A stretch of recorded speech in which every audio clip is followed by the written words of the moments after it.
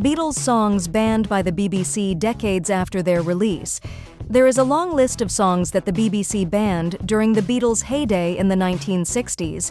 Many of these bans were justified at the time due to lyrical content involving drugs, sexual innuendo, and branding. Most of these wouldn't make listeners sweat today, but 1960s Britain was a very different time and place. In addition to songs like I Am the Walrus and Come Together getting the no-go stamp from the BBC, another song was banned for its controversial political content. But it didn't get banned until years after it first made the airwaves. At first glance, it makes perfect sense why the BBC banned the 1968 track back in the USSR. The song was originally featured on The Beatles, more fondly known as the White Album.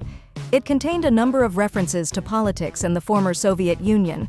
American fans weren't happy about the lyrics, "You don't know how lucky you are, boys," back in the USSR, which alluded to potentially pro-Soviet leanings of the band.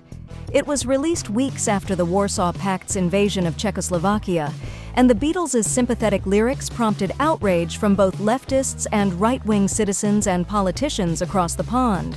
However, the BBC is a British organization, not an American one. Many would assume that residents of Great Britain shared similar distaste for the lyrics in Back in the USSR. We're sure many did scoff at the song and its title, but that didn't stop it from peaking at number 19 on the UK singles chart and number 11 on the Irish charts. So if there wasn't a particular level of vitriol over the song, why did the BBC ban it? You might just be surprised to learn that the song wasn't actually banned in the 1960s when it was released. Back in the USSR was actually banned shortly before the USSR fell in December of 1991. The BBC issued the ban in 1990 at the start of the First Gulf War, nearly 22 years after Back in the USSR was first released.